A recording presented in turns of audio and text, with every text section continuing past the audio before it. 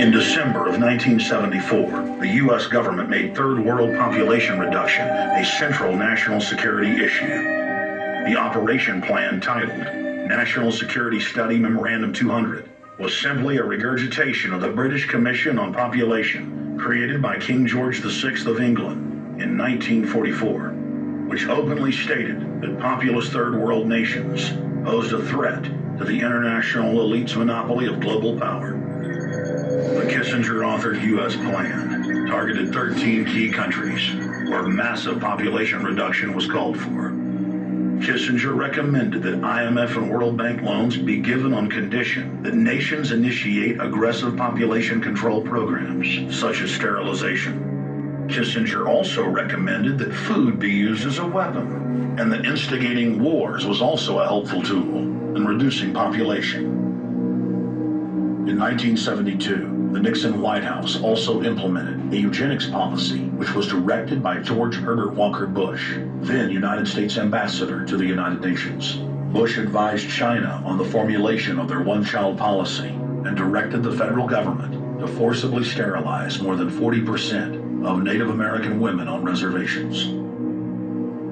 The Bilderberg-dominated Club of Rome advocated environmentalism as the best front to implement population reduction. Western populations would accept serfdom if it was packaged as saving the earth.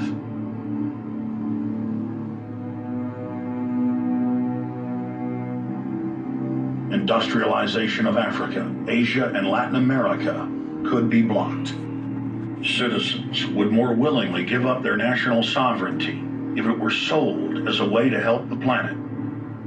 The think tank also concocted the peak oil fraud as a way to create artificial scarcity. And the Club of Rome has been aggressively pushing a global carbon tax as a way to fund their planetary government. In the draft copy of the United Nations Global Biodiversity Assessment, it states very clearly that we must reduce the human population from its current level of about 6 billion people down to about 1 billion people. In the 1970s, South Africa developed race-specific bioweapons to target blacks and Asians, and then subsequently sold the technology to Israel in the mid-1980s. In September of 2000, the Project for a New American Century published a document in which Dick Cheney described race-specific bioweapons as politically useful tools. And somebody mentioned, well, why would they want to reduce the human population when that means less money for them? Most people have no idea. They're not after money. They have all the money they need. They're after power. That's their aphrodisiac. The overlords of the New World Order are now aggressively pushing for a worldwide one-child policy. The Chinese one-child policy was phased in gradually. In the 60s, when it began, you only had to pay a tax penalty. Only later did they imprison you if you had more than one child.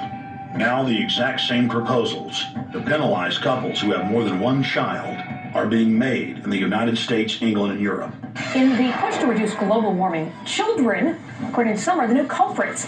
A think tank in the UK says too many kids are what's making the planet worse, saying large families, anything over 2 children really, should be frowned upon as an environmental no-no, akin to not reusing your plastic bags, driving one of those big gas-guzzling cars, taking long trips overseas. The UK, in fact, has negative growth. I think Canada does too. That still, families in our rich countries shouldn't have more than 2 kids. In 1998, Ted Turner pledged to give more than $1 billion to the United Nations to be spent in the implementation of population reduction policies planet-wide.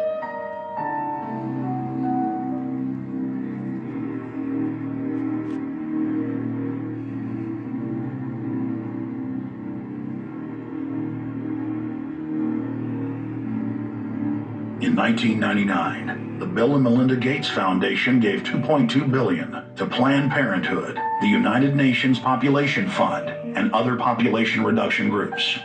By 2007, the Gates had given more than $30 billion, almost exclusively to population control groups. The controlled corporate press cynically reported that the Gates were giving the money to help third world children. Bill and Melinda Gates were dethroned as the world's most generous philanthropists when their friend and fellow population reduction enthusiast, Warren Buffett, gave $37 billion to fund an army of population control groups. And I actually think the world will be much better when there's only 10 or 20% of us left. Dr. Eric Bianca. Prominent University of Texas biologist Dr. Eric Bianca, while receiving an award from the Texas Academy of Science, said that the worldwide AIDS pandemic was, quote, no good, it's too slow, and went on to laud the virtues of Ebola because it would kill 90% of the world population quickly. When his statements erupted into a national controversy, his graduate students defended him, stating that Bianca was too conservative and that all humans should be killed. But most frightening was the fact that in a crowd of over 1,000 prominent scientists, local newspapers reported that 95% of those in attendance gave Bianca sustained standing ovations every time he extolled the virtues of mass-culling microbes and man's destruction.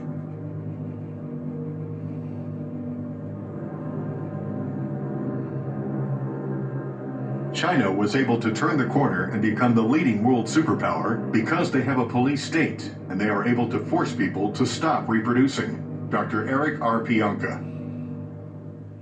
The eugenics movement has now shaken off much of its Nazi baggage and is using people's legitimate concern about the environment as a cloak to conceal their real agenda.